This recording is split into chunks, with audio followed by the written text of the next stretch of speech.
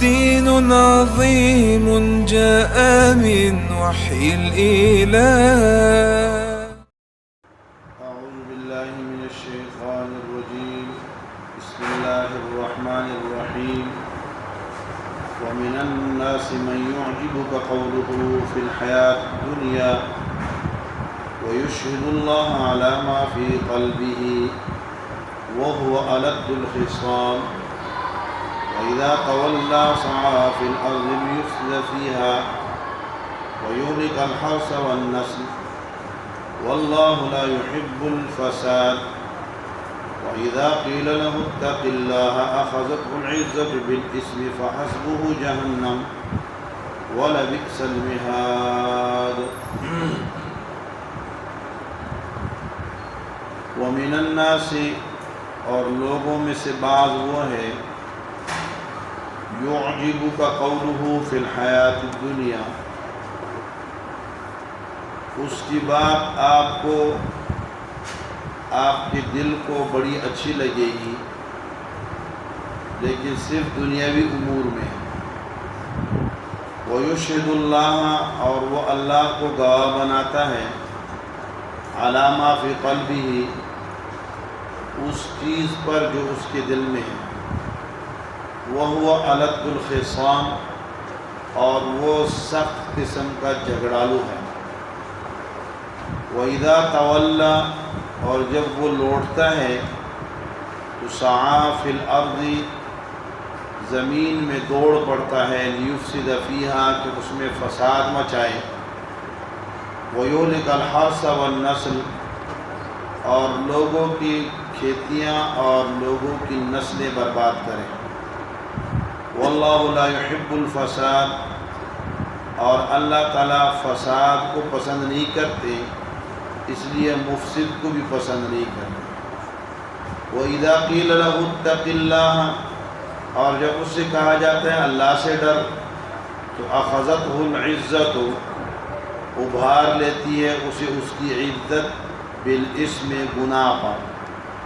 فَحَسْبُهُ جہنم، تو اس کی سزا اور عذاب کے لیے کافی ہے جہنم.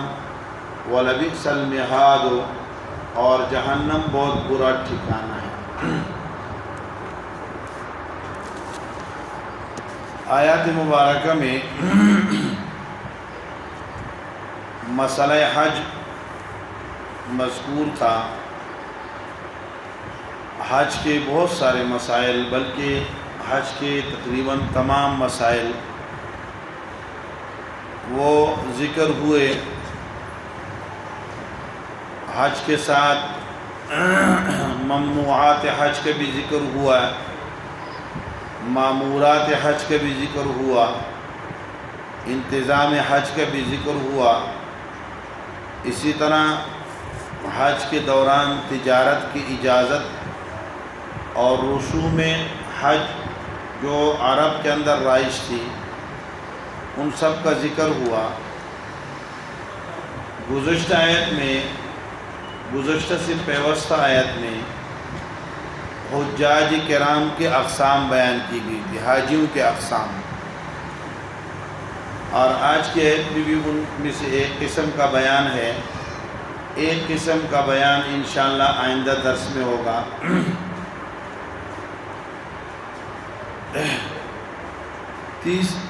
اول قسم کا حاجی وہ ہے جو حج پہ جاتا ہے تو وہاں صرف دنیا مانگتا رہتا ہے، دنیاوی چیزوں، دنیا کا مال، دنیا کی چیزیں. تو یہ مشرکین کا طرز تھا، اور مشرکین کہتے تھے اللہ ہم نے جو دینا ہے دنیا میں دے دیں، آخرت کس نے دیکھی ہے. اس پر اللہ رب العالمین نے فرمایا ایسے حاجیوں کے لیے آخرت میں کوئی حصہ نہیں، جو صرف وہاں دنیا مانگیں. دوسرے قسم کے حاجی وہ ہیں جو دنیا بھی مانگتے ہیں اور ساتھ ساتھ آخرت بھی مانگتے ہیں. تو فرمایا ان کو ان کے مانگنے کے مطابق اجر اور جزا ملے گی. پھر بیچ میں حج کا تکمیلی اور تتمیمی مسئلہ ایک ذکر ہوا جو جو مینا میں قیام کے دنوں کے حوالے سے تھا کہ مینا میں قیام کتنے دن کرنا ہے، افضل کتنے دن ہے، یہ کل کے درس میں تفصیل گزر گئی ہے.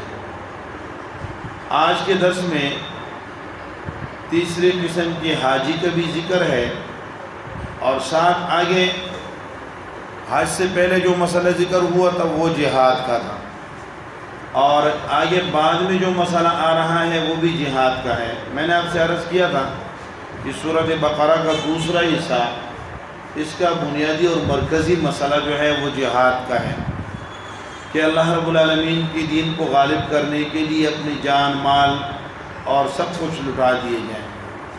تو اس تیسری قسم میں اور پھر چوتھی قسم میں ایک قسم کی ترغیب الی الجہاد بھی ہے، جہاد کی طرف ترغیب بھی ہے، اور اقسام حجاج بھی ہے، حاجیوں کے اقسام بھی ہیں۔ تو تیسری قسم کا حاجی وہ منافق ہے، جو زبان سے تو بڑی چینی چپٹی باتیں کرتا ہے، بڑی زبردست ملمہ ساز، بڑی خوبصورت باتیں کر رہا ہوتا ہے، لیکن اندر دل سے وہ دین کا دشمن ہوتا ہے، اسلام کا دشمن ہوتا ہے۔ عملی طور پہ اس کا عمل اس کے قول کے ساتھ موافقت نہیں کر رہا ہوتا، عملاً وہ اسلام کی بیخبری کر رہا ہوتا ہے، اور لساناً زبان سے وہ اسلام کا دعوے دار ہوتا ہے۔ اخنس ابن شریح ایک منافق تھا، مدینہ میں اس کو اخنس اس لیے کہتے ہیں کہ خنس کا معنی ہوتا ہے پیچھے ہٹ جانا۔ من شر الوسواس الخناس، خناس اس شیطان کو کہتے ہیں جو کیا کرتا ہے، وسوسہ ڈالنے کے لیے آگے آتا ہے جب بندہ کیا ہوتا ہے، غافل ہوتا ہے، جب ذکر کرنا شروع کر دیتا ہے یہ پیچھے ہٹ جاتا ہے، پھر جب غفلت آتی ہے یہ پھر دوڑتا ہوا آتا ہے۔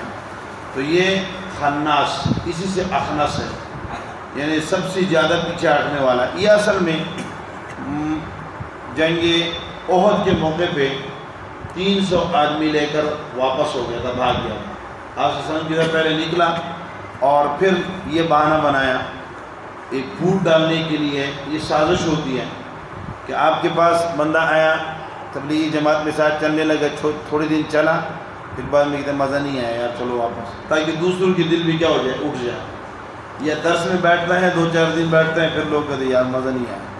یا کوئی بھی دینی امر ہے اس کے اندر شریک ہوتا ہے، اور مقصد کیا ہے، شرارت ہوتی ہے کہ بے اعتمادی پیدا کی جائے۔ تو اس طرح یہ اخنس جو ہے نا، یہ بھی پہلے مدینہ سے نکلا، اور جب احد کے قریب آنے لگے، مدینہ سے تھوڑا سا باہر نکلے، احد تو قریب ہی ہے، تو کہنے لگے اپنے ساتھیوں کو، بنی زہرہ کے 300 آدمیوں کو اس نے کہا کہ چلو یار یہ ہماری بات تو مانی نہیں گئی، ہم نے کہا کہ مدینہ کے اندر رہتے ہوئے لڑائی کرنی ہے، تو ہماری کوئی بات ہی نہیں مانتا، اپنی مرضی کرتے ہیں، اپنی مرضی کے مطابق چلتے ہیں، ہماری تو حیثیت ہی کوئی نہیں ہے، چلو واپس چلتے ہیں۔ تو مسلمانوں کو متزلزل کرنے کے لیے، ڈرانے کے لیے، اور ان کے جذبات کو مجروح کرنے کے لیے، اور ان کے اندر ایک احساس کمتری اور احساس کمزوری پیدا کرنے کے لیے بیچ مندہارے کے چھوڑ کر بھاگنے والا، یہ شیطان اور اس کے ساتھیوں کا طریقہ کار ہوتا ہے۔ لیکن جو صحابہ کرام رضوان اللہ اجمعین تھے، وہ تو ایسے لوگ تھے، وہ کہتے تھے یار کوئی ساتھ چلے یا نہ چلے، ہم نے تو چلنا ہے، اور کام بھی وہی آدمی کرتا ہے، کام وہی آدمی کر سکتا ہے دین کا جو کہتا ہے کہ میں نے چلنا ہے، کوئی ساتھ چلے یا نہ چلے۔ اس لیے آپ صلی اللہ علیہ وسلم کو کیا کہا کہ آپ خود تیار رہیں، خود نکلیں، اور مسلمانوں کو نکالنا آپ کے ذمہ نہیں ہے، آپ کے ذمہ بس ان کو حرز المؤمنین، ان کو آپ نے ابھارنا ہے، آپ نے خود نکلنا ہے، اپنے خود نکلنے کی ذمہ داری آپ کی ہے، باقی آپ کے ساتھ کوئی چلتا ہے چلے، نہیں چلتا تو اس کی مرضی ہے۔ تو تب جا کے بندہ کام کر سکتا ہے۔ اگر کہے کہ یار میرے ساتھ تو کوئی بندہ ہی نہیں ہے، ادھر کوئی نہیں ہے، آگے کوئی نہیں، پیچھے کوئی نہیں ہے، میں کیا کروں گا، تو اس طرح کا بندہ پہلے بندے ساتھ ہوں پھر کام کریں، ایسا نہیں ہوتا۔ پہلے آپ چلیں گے تب جا کے کیا ہوگا، تب جا کے کام چلے گا۔ تو اخنس بن شریح نے راستے کے اندر بھاگ گیا تھا، یہ آپ صلی اللہ علیہ وسلم کے پاس آتا تھا مجلس میں بیٹھ کے، بڑی جو ہے نا میٹھی میٹھی باتیں، حلو الکلام، میٹھی زبان والا تھا، اور خوبصورت بھی تھا، تو آپ صلی اللہ علیہ وسلم کے پاس بیٹھ کر بڑا جو ہے نا بڑی بڑی باتیں کرتا تھا، تو لیکن عملاً یہ آپ کی مخالفت کرتا تھا، تو اس کی تردید کے لیے اللہ رب العالمین نے یہ آیات نازل فرمائی وَمِنَ النَّاسِ مَن يُعْجِبُكَ قَوْلُهُ فِي الْحَيَاةِ الدُّنْيَا وَيُشْهِدُ اللَّهَ عَلَى مَا فِي قَلْبِهِ یہ قرآن کا طرز ہے۔ قرآن عام لفظ بول کر اس سے خاص آدمی مراد لیتے ہیں، جیسے سورہ علق کے اندر بھی ہے کہ ارأیت الذی تولی، ارأیت الذی کذب وتولی، وہ آدمی جس نے اللہ کی تکذیب کی۔ اسی طرح جو ہے ناس کا لفظ خاص کافروں کے لیے، خاص کافر کے لیے بھی بولا جاتا ہے مختلف مقامات پہ، تو یہاں بھی اس سے خاص کافر مراد ہے۔ کبھی ناس کا لفظ خاص مسلمان کے لیے بول دیا جاتا ہے، جیسے سورہ عنکبوت کے اندر آئے گا، حضرت سعد بن ابی وقاص رضی اللہ تعالیٰ عنہ کے لیے لفظ ناس بولا گیا۔ ناس خاص آدمی مراد ہوتا ہے، تو یہاں بھی خاص آدمی مراد ہے۔ فرمایا یعجبک قولہ فی الحیات الدنیا، دنیاوی امور کے بارے میں اس کی بات آپ کو بڑی حیران کن لگے گی، اور آخرت میں اس کی بات اس لیے بہتر نہیں لگتی آپ کو کیونکہ آخرت کے حوالے سے تو کوئی دھوکہ دے نہیں سکتا، تو دنیاوی امور میں بڑی اچھی بات ہے۔ یا یعجبک الدنیا فی الحیات الدنیا، یہ متعلق ہے قول سے، یعنی اس کی باتیں دنیا کے حوالے سے اس کو فائدہ دیتی ہے کہ اس کا اسلام ظاہر ہے اور اس کا نفاق اس کی دنیاوی فائدہ اس کو دے رہا ہے، اس کا کفر چھپا ہوا ہے اور اسلام اس کا ظاہر ہے، تو یہ اس کی دنیاوی امور کے اندر اس کی بات واضح ہے۔ وَيُشْهِدُ اللَّهَ عَلَى مَا فِي قَلْبِهِ، پھر ساتھ ساتھ قسمیں بھی کھاتا ہے، اللہ کو گواہ بناتا ہے، اللہ گواہ ہے میں جو کہہ رہا ہوں وہی سچ ہے، اللہ کو گواہ بناتا ہے، قسمیں بھی کھاتا ہے۔ اس لیے آپ صلی اللہ علیہ وسلم نے فرمایا کہ قسمیں نہ کھایا کرو، جو آدمی زیادہ قسمیں کھاتا ہے سمجھو کہ یہ کیا کر رہا ہے، یہ کوئی گڑبڑ کر رہا ہے۔ اس لیے جب کوئی آدمی کہے نا کہ میں مسلمان ہوں میں مسلمان ہوں میں مسلمان ہوں، تو سمجھو کہ اس کے اندر کوئی گڑبڑ ہے، ورنہ تو جو مسلمان ہوتا ہے وہ کبھی چیختا نہیں ہے کہ میں مسلمان ہوں، یا کیا ہے میں نمازی ہوں میں نمازی ہوں میں نمازی ہوں، تو سمجھو کہ یہ کیا ہے، صرف دکھلاوی کی نماز ہے، مقصد اس کا نماز نہیں، کیونکہ جو عبادت کرنے والے تھے وہ چھپاتے ہیں، وہ ظاہر نہیں کرتے ہیں۔ تو یہ یشہد اللہ علی ما فی قلبی، اللہ کو گواہ بناتا رہتا ہے، اللہ گواہ ہے کہ میری دل کے اندر یہ بات اخلاص سے میں بات کر رہا ہوں، میں مخلص ہوں میں مخلص ہوں، بار بار کہتا رہتا ہے۔ نہیں، اخلاص جو ہوتا ہے وہ بولنے سے نہیں، وہ کرنے سے پتہ چل جاتا ہے کون مخلص ہے کون کس میں اخلاص نہیں ہے۔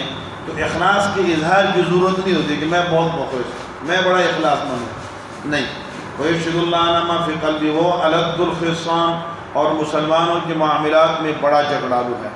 آپ صلی اللہ علیہ وسلم نے فرمایا إِنَّ أَغْضَبَ الرِّجَالِ عَلَى اللَّهِ، اللہ کی نظر میں سب سے بڑا اور مغضوب آدمی اور برا آدمی وہ ہے الْأَلَدُّ الْخَصِمِ، جو جھگڑوں اور لڑائیوں کے اندر بڑا تیز ہوتا ہے۔ الد الخصم کا معنی یہ ہے کہ جس کی بات تو حکمت کے مطابق ہوتی ہے لیکن اس کا عمل خطا، باتیں بڑی حکمت حکیمانہ کرتا ہے لیکن عملی طور پہ وہ کیا ہوتا ہے، عمل غلطی والے کرتے ہیں، گناہوں والے کرتے ہیں، خطیات والا کرتا ہے، تو سمجھو کہ یہ آدمی کے الد الخصام ہے۔ وہ اذا تولا، اور جب واپس تولا کے دو معنی ہیں، اذا تولا اذا جعل ولیا و ملکا، ایک معنی اس کا یہ ہے، یا تولا کا معنی لوٹنا بھی آتا ہے، یعنی حج پہ جاتا ہے تو وہاں بڑے شیرے ڈال کے اور بڑا جانا، واپس پہ آتا ہے تو دعا بھی بڑی لمبی چوڑی منگوا لیتا ہے اور بڑی اچھی اچھی باتیں کرتا ہے، لیکن جب گھر واپس آتا ہے تو آتے ساتھ ہی کیا ہے، پڑوسی کے جو غریب کا 2-3 مرلے کا پلاٹ ہے اور یہ مربوں کا مالک ہے، تو یہ دیوار وہاں سے اٹھائی اور 3 مرلے کو بھی اندر کر دیا، ٹھیک ہے۔ تو یہ کیا ہے، اذا تولا سعی فی الارض، جب واپس آتا ہے تو زمین میں فساد پھیلانا شروع کر دیتا ہے، غریبوں کے حق ماننا شروع کر دیتے ہیں۔ یہی اخنس بن شریح آپ کی مجلس سے اٹھا اور چلتے جا کے بنی ثقیف کے ساتھ اس کی دشمنی تھی، تو رات کو ان کے گھروں پہ اس نے حملہ کیا اور ان کی جانوروں کو قتل کر ڈالا اور ان کا بہت نقصان کیا، ان کے فصلوں کو جلا دیا۔ تو اسی کی طرف اشارہ ہے، لیکن آیت کا شان نزول تو خاص ہوتا ہے اور معنی اس کے عام ہے۔ جو بھی آدمی ایسا ہے کہ حج کے اندر یا عبادت کے اندر، نماز کے اندر، مسجد کے اندر تو بڑا صوفی ہے، لیکن جب باہر نکلتا ہے تو کبھی اس کا قبضہ، کبھی اس پر قبضہ، کبھی اس کا مال مارا، کبھی اس کا حق مارا، تو فرمایا یہ بڑا مفلس آدمی ہے، غریب آدمی ہے۔ آپ صلی اللہ علیہ وسلم نے فرمایا وَإِذَا تَوَلَّى سَعَىٰ فِي الْأَرْضِ، جب واپس لوٹتا ہے تو کوشش کرتے ہیں زمین کے اندر فساد پھیلانے کے لیے۔ وَيُهْلِكَ الْحَرْثَ، فساد کی تفصیل ہے یہ، وَيُهْلِكَ الْحَرْثَ، فصلیں بھی برباد کر دیتے ہیں، وَالنَّسْلَ، نسل ہر چیز کے اولاد کو کہتے ہیں، اس میں انسان کے اولاد کو بھی نسل کہا جاتا ہے۔ تو جانوروں کو قتل کر دیتے ہیں، جانوروں کو مار دیا تھا، اس لیے جانور مارتا ہے، یا انسانوں کی زمینوں کے اوپر قبضہ کر لے جاتا ہے، یا ان کی فصلوں کو برباد کر دیتا ہے، جو بھی کرتا ہے۔ تو ایک یہ معنی ہے۔ دوسرا معنی تولا کا یہ ہے اذا جعل ولیا وملکا، جب اس کو بادشاہ بنا دیا جاتا ہے نا تو پھر وہ فساد کرتا ہے، پھر فساد والے قوانین پاس کرتا ہے، جو مسلمانوں کی مساجد کو، مدارس کو، ان کو کیا کرنے کے لیے، ان کو تنگ کرنے کے لیے، مسلمانوں کو عبادات کے لیے لاؤڈ اسپیکر کا استعمال بند کر دو۔ جی بھائی کیوں؟ بھائی اس میں اذان ہوتی ہے۔ اچھا بھائی اس کا مس یوز ہوتا ہے، اچھا مس یوز ہوتا ہے، تو مس یوز جس چیز کا ہو تو اس کا مس یوز روکا جاتا ہے یا اس چیز کو روک دیا جاتا ہے؟ اب اگر لوگ ون ویلنگ کرتے ہیں، موٹر سائیکل کا مس یوز ہے، ون ویلنگ مس یوز ہے، تو چاہیے کہ موٹر سائیکلوں کی کمپنیوں پہ پابندی لگا دو کہ بھائی موٹر سائیکل نہ بنائیں۔ کیوں؟ اس لیے اس کا مس یوز ہوتا ہے۔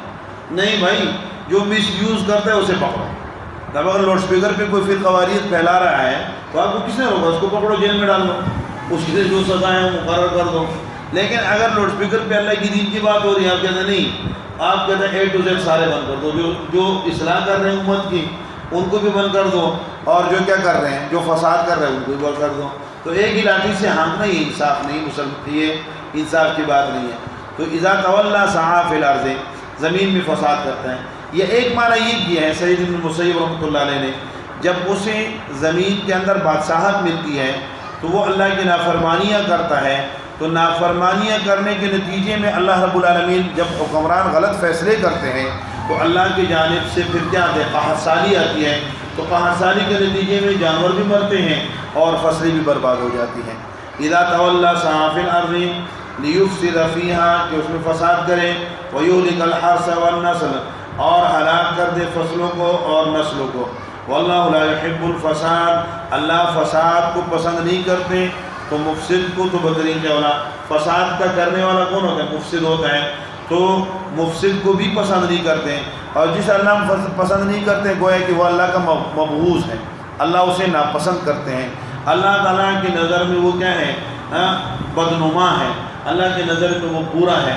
تو جسے جو اللہ کے نظروں سے گر گیا تو اس کے لیے کیا ہے؟ دنیا کے اندر بھی کوئی خیر نہیں ہے اور آخرت کے اندر بھی کوئی خیر نہیں ہے۔